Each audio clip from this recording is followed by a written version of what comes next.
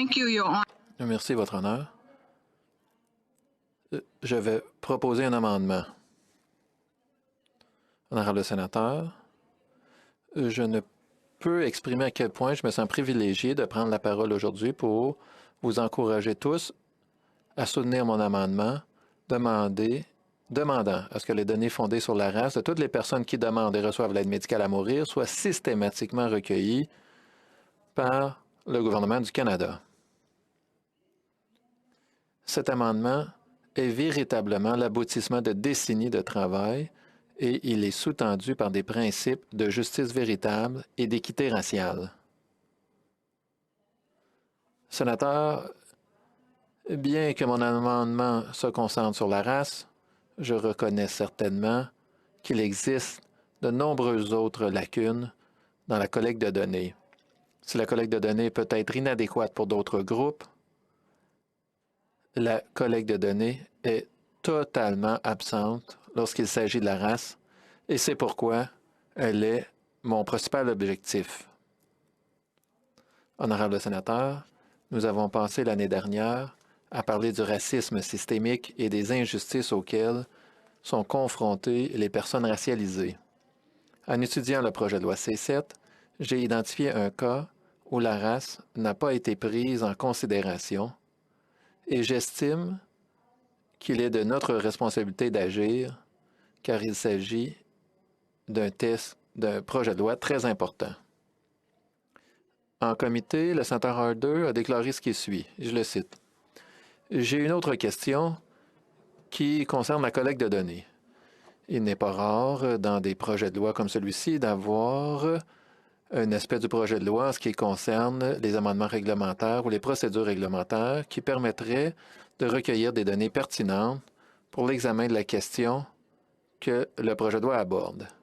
Êtes-vous en train de dire que vous n'avez pas la capacité de recueillir les données dont nous avons supposé qu'elles seraient recueillies avec le projet de loi C14 et donc instructives pour l'examen futur de cette question? Sinon, le gouvernement envisagerait-il un amendement qui ferait en sorte que ces données soient recueillies par le biais d'un cadre réglementaire? C'est pourquoi l'intervention de sénateur Harder m'a incité à présenter un amendement réglementaire comme je l'ai fait. Mon amendement garantira la collecte de données sur les personnes racialisées, un groupe qui représente un quart de notre population. En ce qui concerne le paragraphe 241.31 3A1, section B, la collecte de renseignements sur les personnes qui demandent et reçoivent l'aide médicale à mourir sera étendue pour inclure la race d'une personne.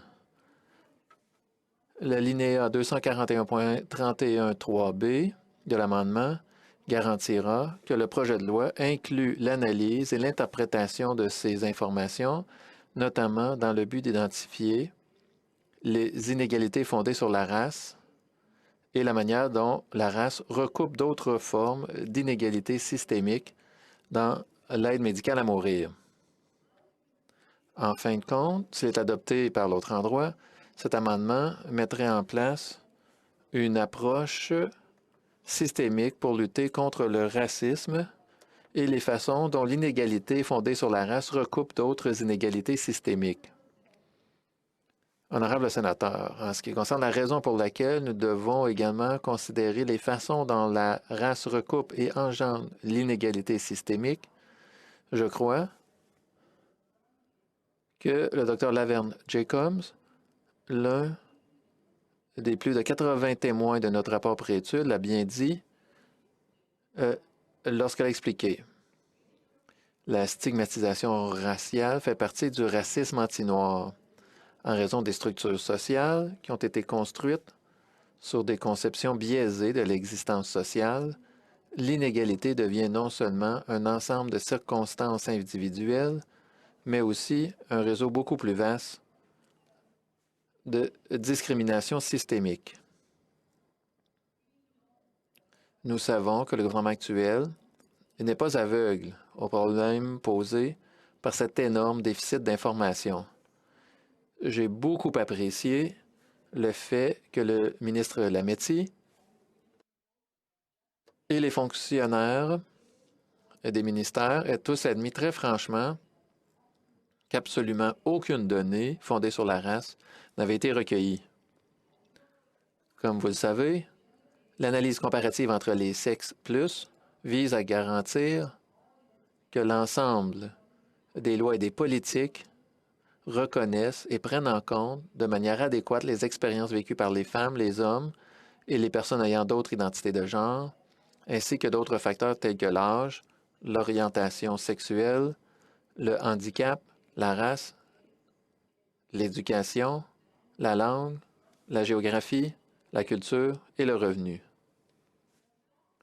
Le fait est que, depuis 2016, le gouvernement s'est publiquement engagé à recueillir ces données parmi les critères de l'analyse comparative entre les sexes plus. Lorsque nous avons reçu une copie de cette analyse, elle a montré que l'impact du projet de loi C7 sur les comités racialisés n'avait pas du tout été pris en compte. J'ai posé la question au ministre. Il pensait que oui, mais lorsque nous avons reçu le rapport, il a dit franchement, non, ça n'a pas été inclus. Cet amendement vise uniquement à garantir que cet engagement est respecté et que les droits des personnes racialisées, presque un quart de la population, sont également respectés. Le gouvernement a depuis longtemps accès aux cadres fédéraux existants qui décrivent la manière dont cette méthode d'analyse pourrait être recueillie statistiquement au niveau national. L'Institut canadien d'information sur la santé, l'ICS, a déclaré en juillet 2020 que l'absence de données raciales dans le secteur de la santé au Canada rend difficile la mesure des inégalités en matière de santé et l'identification des inégalités qui peuvent découler du racisme et de la discrimination. L'Institut a proposé une norme pan-canadienne pour la collecte de données basée sur la race. De plus, en 2019, le gouvernement a publié son propre document intitulé « Construire une base pour le changement, stratégie canadienne de lutte contre le racisme 2019-2022 ». Dans le titre du document, concernant la sensibilisation et le changement d'attitude, il énumère spécifiquement les données et les preuves comme l'un des moyens les plus efficaces et les plus importants pour y parvenir. Honorable sénateur, la voie à suivre est claire depuis longtemps et aujourd'hui, nous avons une occasion sans précédent de dire clairement au gouvernement que le moment est venu de procéder à ce changement. Pas demain et pas l'année prochaine. Comme j'ai déjà mentionné, une personne sur 4 a été exclue de la collecte de données. Si nous pouvons tous convenir que c'est inacceptable, nous ne savons pas tous ce que cela fait de faire partie de ces statistiques. Il y a eu de nombreuses fois dans ma vie où j'ai été dans une pièce où j'avais l'air différente, où je sonnais différent, où j'étais habillé différemment des autres. Si je suis très fier de qui je suis, je dois dire également que parfois je me sens très seul. Tout au long de ma vie, j'ai enduré d'innombrables cas de racisme ou situations de racisme. Je ne peux vraiment pas compter le nombre de fois où on m'a dit, lorsque j'arrivais au Sénat, on me disait que ici, c'est l'entrée seulement pour les sénateurs. Je suis très reconnaissant de représenter la province de la Colombie-Britannique au Sénat du Canada. Et je serai toujours reconnaissant au premier ministre chrétien qui m'a donné cette possibilité, qui m'a offert cette possibilité. Et j'ai toujours été engagé à défendre le 1 sur 4 et c'est pourquoi je présente cet amendement. Nous ne devons pas accepter le statu quo. Nous devons faire pression pour le changement. Comme mon père me disait, ne laisse jamais personne te dire que tu n'es pas à la hauteur. Tous les êtres humains sont créés égaux. C'est pourquoi nous méritons tous le même degré de considération. L'an dernier, ici au Sénat, les sénateurs Plett, Lankin, Moody et Bernard, entre autres, ont dirigé notre Chambre en prenant les mesures nécessaires pour aller de l'avant et en s'opposant fermement au racisme dans cet endroit et dans l'ensemble de notre pays. Honorables sénateurs, je vous demande humblement de vous joindre à moi pour franchir cette nouvelle étape afin de garantir que des données désagrégées, notamment raciales, soient systématiquement collectées au niveau national afin de nous permettre d'avancer ensemble en tant que pays. Par conséquent, honorables sénateurs, je propose que le projet de loi C7 ne soit pas lu une troisième fois, mais qu'il soit modifié à l'article 3, à la page 8, en remplaçant les lignes 31 à 41 de ce qui suit. 2. Le passage de l'alinéa 241.31.3a de la même loi, précédant le sous-alinéa 2, est remplacé par ce qui suit. A.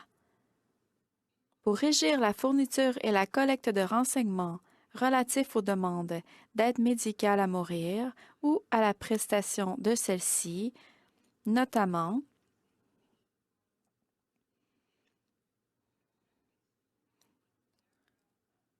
les renseignements qui doivent, à différentes étapes, être fournis par les médecins, les infirmiers praticiens, les personnes visées au paragraphe 1.1. Et A, les éléments qui ont été considérés dans le cadre des évaluations préliminaires ou non de l'admissibilité d'une personne à l'aide médicale à mourir selon les critères prévus au paragraphe 241.2.1.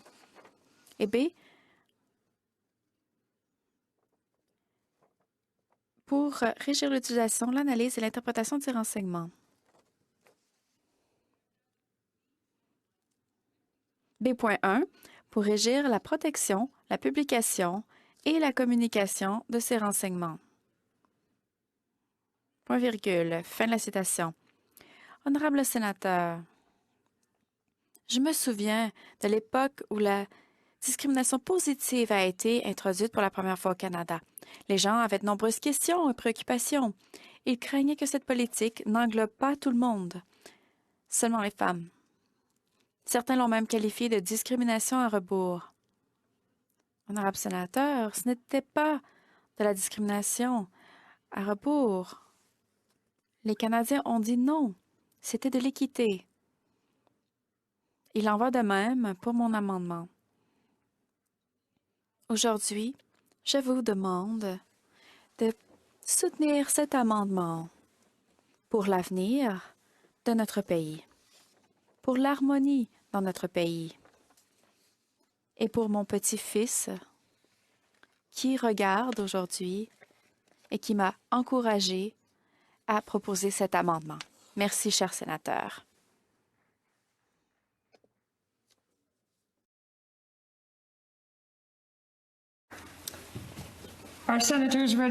Est-ce que les sénateurs sont prêts à se prononcer?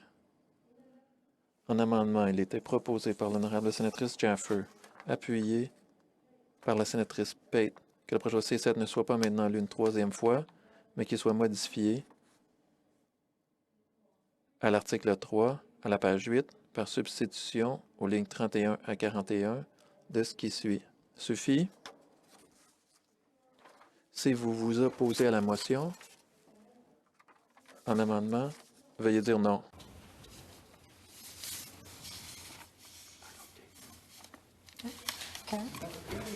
Carried.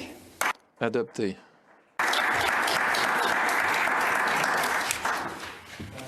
Resuming Madame la debate. Présidente, Est-ce que c'est possible de registrer une abstention parce que je suis dans l'impossibilité de voter pour ou?